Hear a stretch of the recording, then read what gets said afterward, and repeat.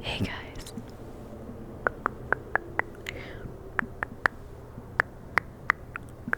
Hey guys. Hi guys. Hi guys. Hi guys. Welcome back to my ASMR channel.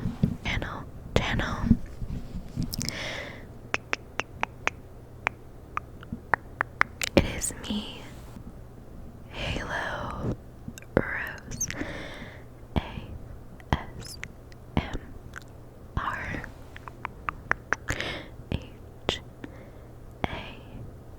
HALOASMR.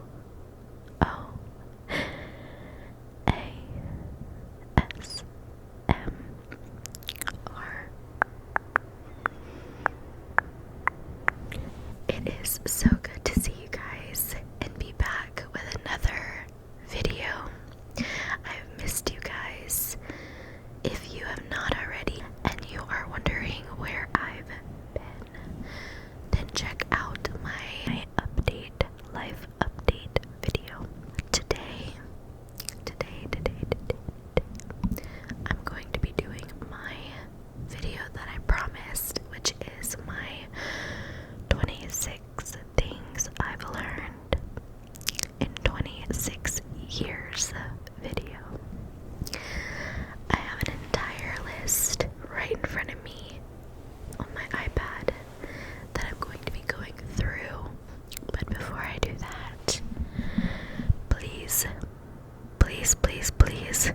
like this video and subscribe if you have not already.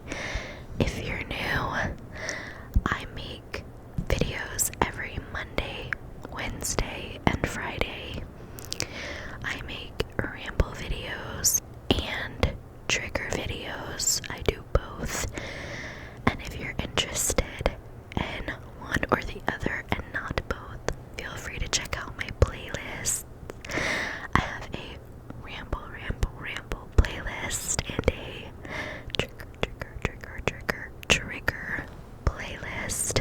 That way you can have whatever fits your preference. So please check those out, and I would really love it if you would subscribe and join my little community. Also, I just wanted to thank all of you who are subscribed to me, who have stuck with me while I was really sick the past couple of weeks. I appreciate it so much. I appreciate you guys for not leaving me and sticking around. And I especially appreciate every single person who has commented on my last video and telling me, that they wish me well and everything. Thank you so much. And I just want you all to know I feel the same way about you guys. I wish you all well, and I hope you're doing well. And I want you guys to know that my comments are a safe space, and feel free to talk to me, as far as growing friendships. Feel free to comment down below or on my socials, and I'd be happy to be there for you, okay? Okay, so, before I get started as well, I'm sorry for the white noise you might hear in this video. I quite frankly don't know what it is, so I'm sorry about that. If you notice my background, see my kitty, we don't have a tree skirt yet, so ignore that, but we have a white tree, and he loves just sitting under there. He's one of the few cats that does not mess with our ornaments or anything. He just sits under there and chills. He's so funny. But I hope you guys like this little background. I tried to turn the fireplace on because it's so cozy, but it's electric, so it's not the best sounding. I thought this background would be so cozy.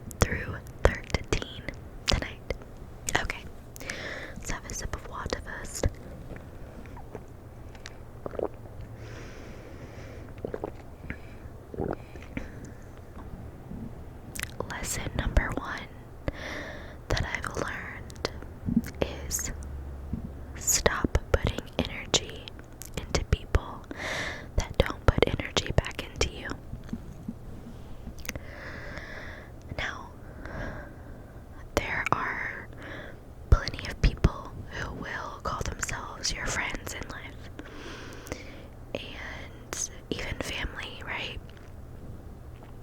And I got into a really bad habit of putting myself out there for everyone and expecting the same treatment. I would really, really, really get my feelings hurt when those same people wouldn't come through for me. And I actually like have really learned this lesson this year specifically, because this year I feel like I went out of my way for a lot of people, and when it came time for me, whether it be a holiday or my birthday,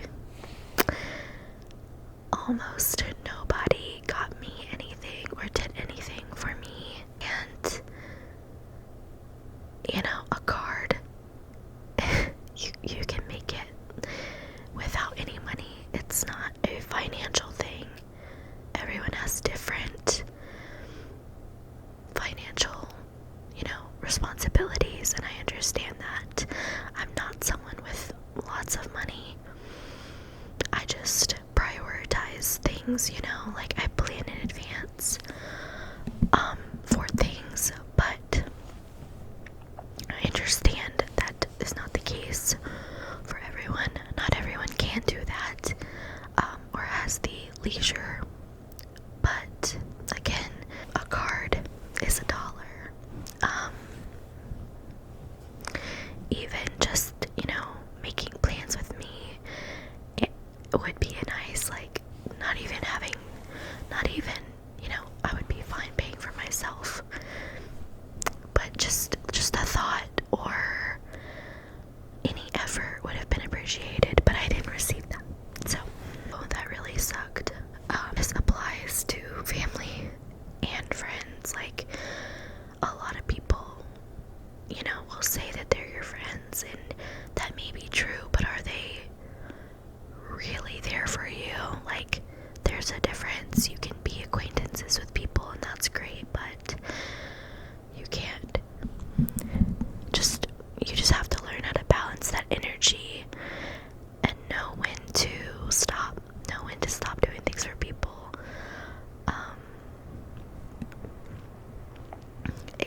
In all relationships, because it will drain you, and a lot of people, you'll find out,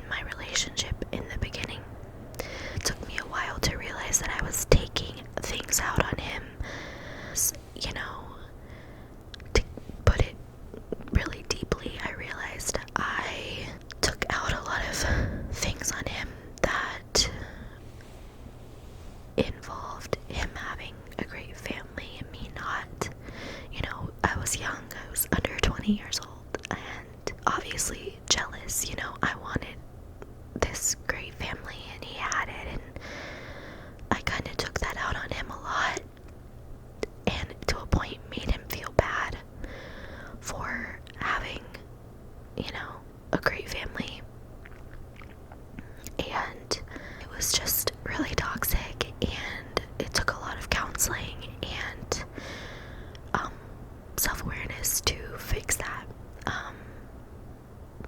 So yeah, I learned how not to take things out on others, and that's so important in having good relationships with people. So that brings me to number 3.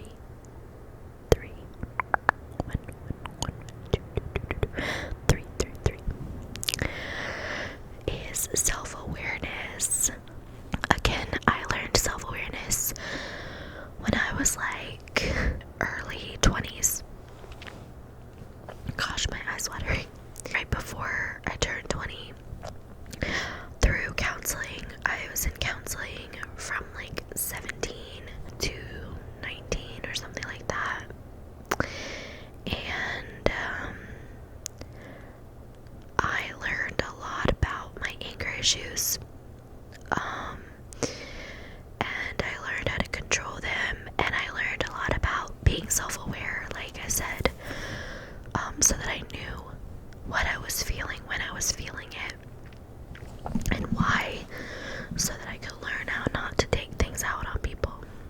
But yeah, now I'm a very self-aware person, almost to a fault, you know. Not as many people are as self-aware as I am, honestly, and it can be frustrating to like always be the one like, oh, I'm sorry, I can see where I did that wrong, and have relationships with people who don't see where they're wrong. It can be a little hard. It's so important. You would be shocked the amount of people who don't know how to source their emotions, and to no fault of their own. This isn't something people are taught without therapy, you know. I'm extremely proud of how self-aware I am, and it took a lot to get here. So, yeah. Alright, number 4. Love yourself the most. Love yourself the most. Now this goes into number 1. Stop putting energy into people that don't put it back into you. You have to love yourself the most to be able to do that, right? This year has taught me a lot about loving myself. I've really learned how, to do things I enjoy doing, not just catering to everyone else all the time, and placing value on other people loving me. I've started to place value on loving myself, going to do the things I enjoy, which includes like going to get coffee.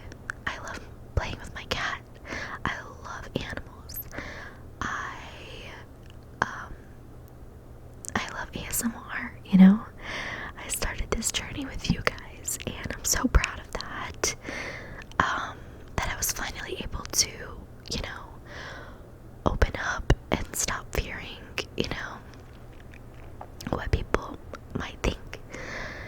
And I love the earth and nature, and learning about dinosaurs, like all animals and stuff. Like I love me for that, I'm kind, I'm empathetic, I'm smart, I'm observant and intuitive. It took a lot for me to love myself the way that I am, because as much as I'm, kind and caring, I'm also passionate, and I can be a little overbearing, and I'm type A, and I can be really anal, and I have to love that about myself, because if I don't, then no one else will, and if I don't take care of me, no one else will. So you have to love yourself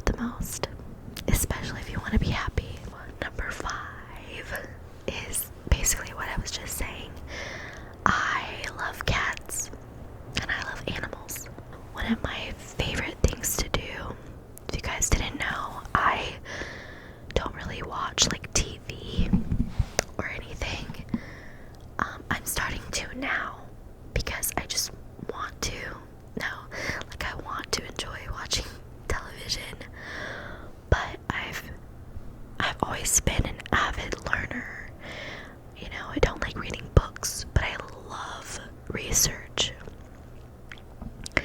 about the earth, about weather, animals, all that. Every time I find out something new about an animal, I'll sit there and I will research it and like watch videos on it all night. And that's just something I feel strongly about. And for instance, the other day it was kangaroos, female kangaroos and their pouches. I googled it and it's basically like kangaroos have like an open womb, and it's not like a fuzzy pouch, it's like a womb, and they have like 4 teats, all for different sized joeys, which are baby kangaroos. Anyway, that's something I learned about myself in 26 years, is that's what I love, you know, that's what I'm passionate about. One of the things.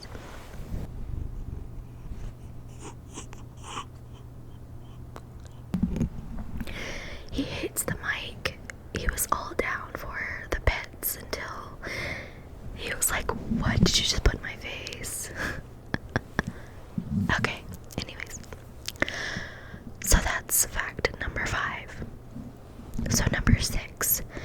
This is more of like a literal lesson I learned in psychology, but I still thought it was interesting, and that is adolescents operate from their amygdala rather than their pre-frontal cortex. And that is because the amygdala grows at a much faster rate than your prefrontal cortex in your adolescent years. So think of it like a race. Your amygdala starts growing like rapidly in your adolescent years. You know, once you hit puberty, it starts growing rapidly and quickly, and then it develops, and then it comes to a halt.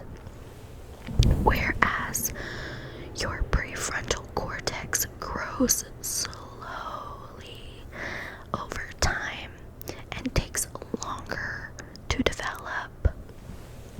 And it usually develops completely around the age of 25, 26.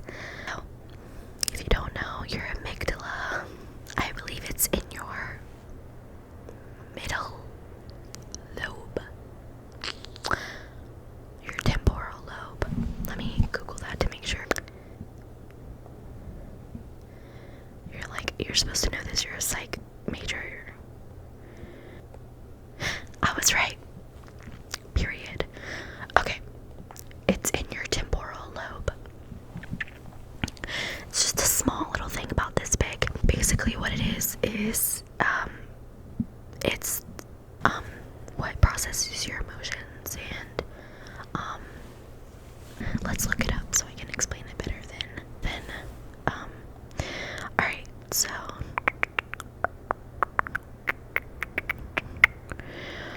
it mediates many aspects of emotion.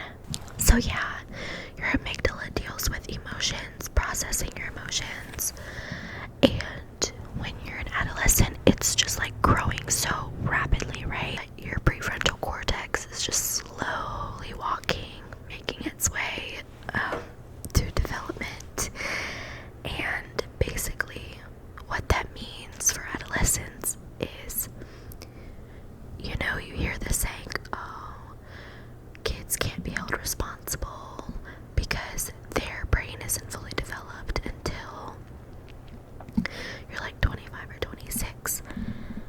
That's exactly what that means. That's exactly what I'm talking about. But that is why. Because your amygdala is growing so fast, and your prefrontal cortex deals with things like impulse control, responsibility, restraint in making decision making, things like that.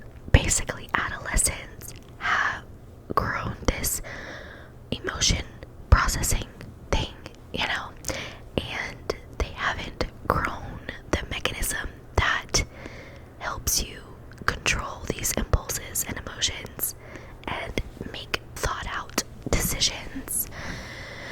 So that's why your, early 20s are such a pivotal moment in growing, because you're just learning how to do these things. And I just wanted to mention that because a lot of people, especially in my life, people who blame children for what they did as children, and that's just scientifically incorrect. Like, they literally could not help it. They just couldn't. I mean, if they're still a bad person today, that's a different story. But stop blaming children and holding children accountable as an adult for what they did as children. Okay? We gotta stop doing that. Anyway, number 7 is the importance of credit and saving money. This may be one of the biggest and most important lessons of all of life. I didn't learn this until I was about 23, sadly. I knew it was a thing, but I didn't know anything about how to do either one. I never grew up with money. I always lived off of like food stamps and welfare. And until I moved in with my grandmother, I've always grown up on the lower class spectrum, and it just is what it is. So, it was hard enough for me to get into college, much less learn how to save and about credit. So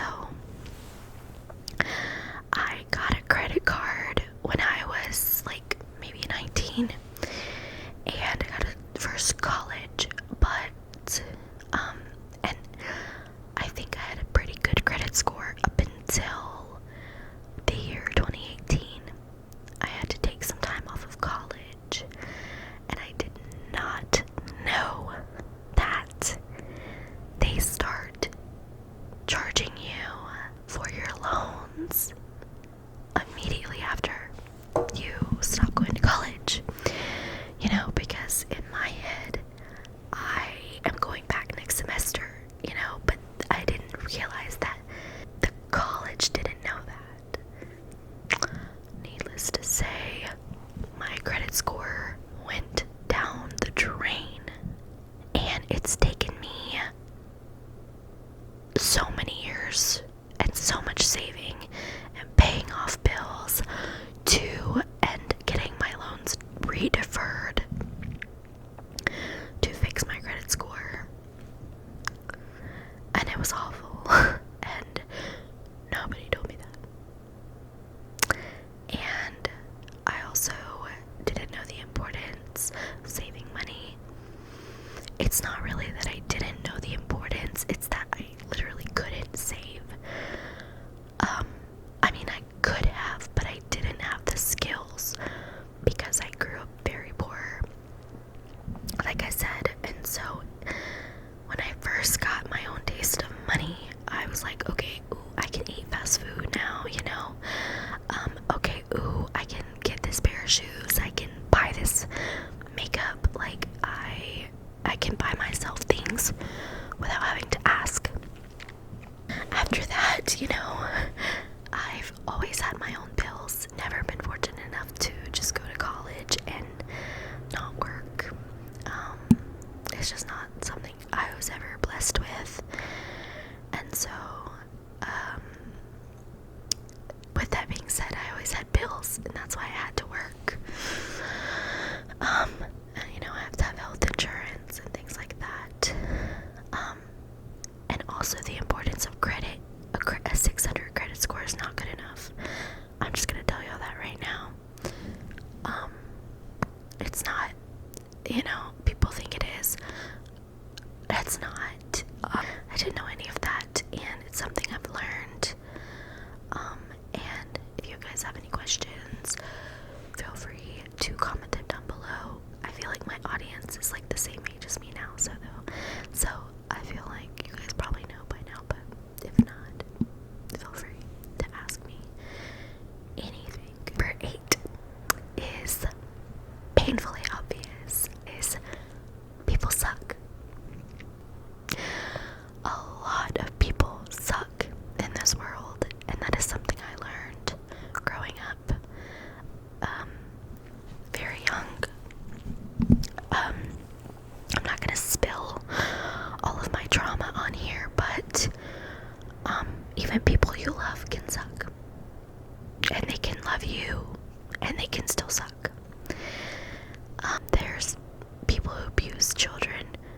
people who abuse animals. People don't have your back, you know. But what I've really learned is stick it out, because you'll find your people. I've always known that people suck, and I've had a really hard time forming relationships because of that. I've not had such a trouble finding friends as I have keeping them, because I always have had extremely high expectations for people. And as soon as someone hurts me, I'm like, alright, you suck, bye. And things just aren't that black and white. That's not empathetic of me, right? Like, I have to understand where people are coming from, not be so quick to like write people off as bad people just for mistakes. And again, just stick it out, because you'll find your people. This year I've found some really great people care for me a lot, especially for one person. She knows who she is, and she's been such a great friend to me and taught me so much about friendship in the past year, and I'm super grateful. So yeah. Alrighty, number 9 is the importance of perspective. So this kind of goes into empathy a little bit. You have to understand in life that your perspective is not the majority's perspective or everyone's perspective. You have to be able to see other people's perspective as well. In discussions, arguments, relationships, you just have to. For instance, let's say I got into a fight with my friend, and let's say that they got their feelings hurt by something I said, and I don't think I did anything wrong, and I'm like, well, that's not what I meant, so what, like, don't know what to tell you, that's not what I meant. In my opinion, I've learned that that's not the right way to go about things.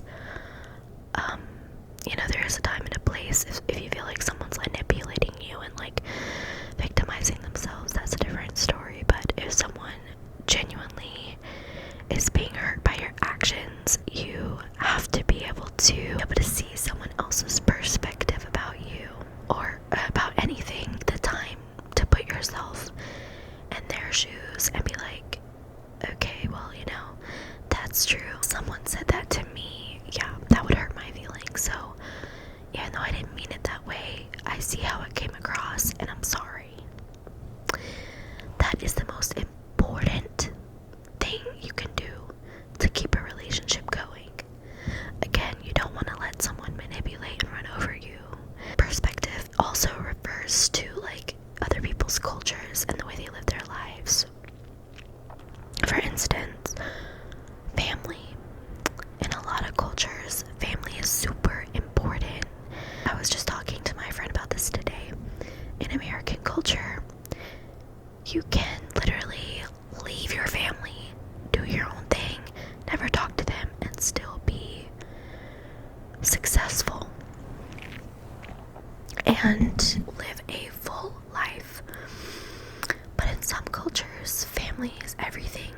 We were talking about it in terms of like self-worth, right? Like, a lot of people are like, okay, well, my family doesn't define me. But in other cultures, and many other cultures, your family accepting you as everything. As someone who has more of the first, family doesn't define you. It's important for me to realize that not everyone is that way. And family is important to other people. And I can't just be like, okay, well, who cares? You know, I have to be empathetic, like, oh my gosh, you know, I understand like how hard that can be. I understand your perspective. Your family being mad at you means a lot to you.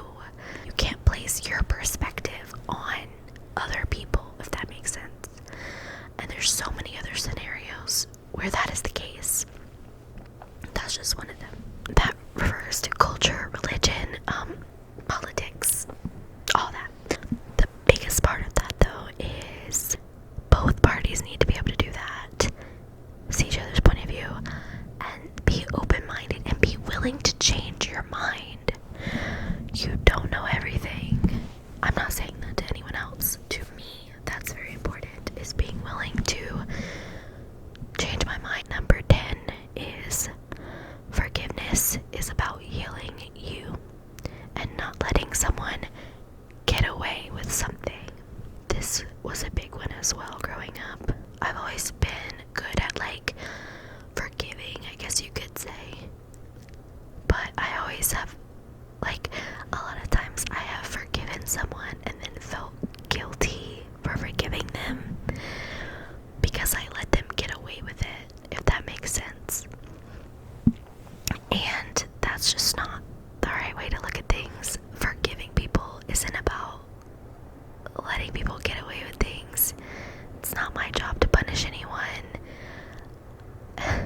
It's about healing me. It's about learning to let things go. I've never been a huge grudge holder. That's because I know how draining it is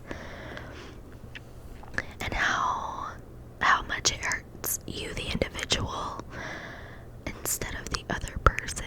So yeah, that's something I've learned in 26 years, is like, forgiveness is about you and making yourself feel better and letting all of that toxic energy go. Which leads me to number 11, which is, it's not my job to punish people and life will catch up with them. I had this problem specifically in middle school and high school. I thought I was the judge of everything.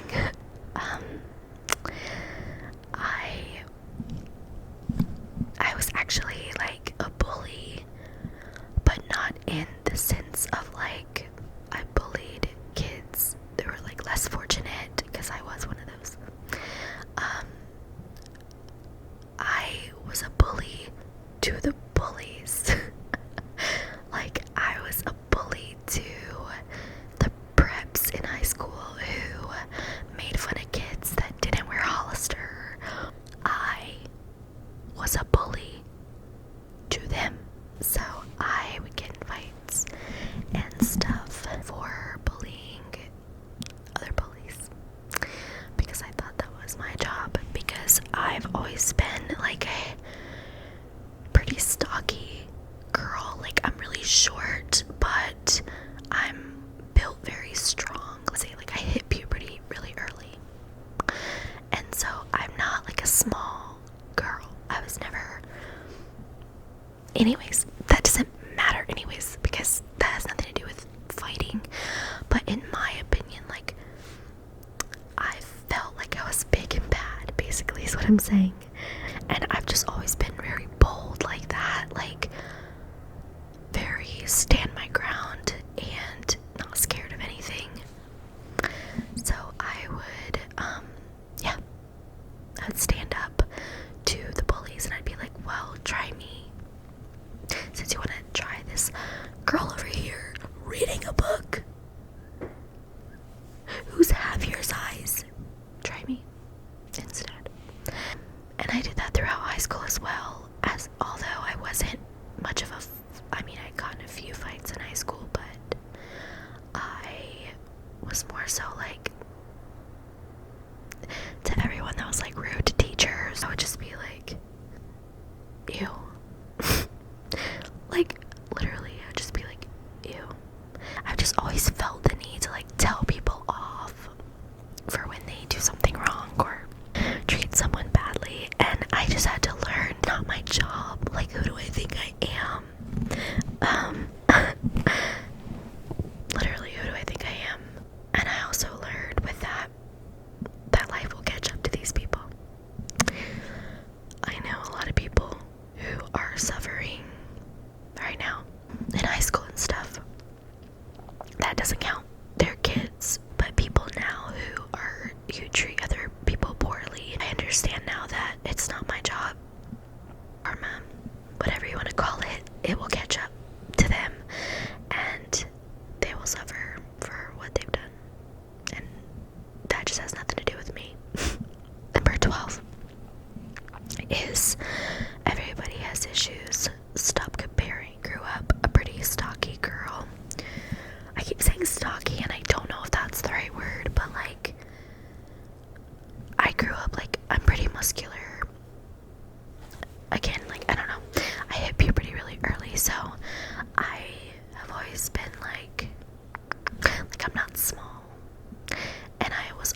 envious of my friends who were, even though I was obviously any young woman who hits puberty early, I was like overly sexualized and stuff like that. I still felt insecure for being, not being like super thin. I had to learn that everybody, even the smaller girls, have insecurities about themselves, and everyone has insecurities, so stop comparing. I've even caught myself comparing here on YouTube. You see people on your recommended who have hit like 50,000 subscribers in the same amount of time that I've been on here, and you're like, oh my gosh, like what am I doing wrong? Like, but then and you can get caught up in the comparing instead of being grateful for where you're at. And that's something I never want to do, and that's not who I am. So yeah, I had to learn that not to compare to yourself. Be happy with the journey you're in. I'm extremely happy I even got on YouTube, and to have the loving subscribers that I have right now, and 300 subscribers in a couple months is still like amazing. Not everyone even gets that lucky, and I'm super grateful for that. And yeah, I don't know. Anyways, there's beauty in me, just like there's beauty in everyone else, and I have to see that more than I, compare myself to other people. Everybody's beautiful in their own right. Alrighty, I'm gonna stop there, even though I'm at number 12, because 13 goes into a different topic that goes along with 14. So I'm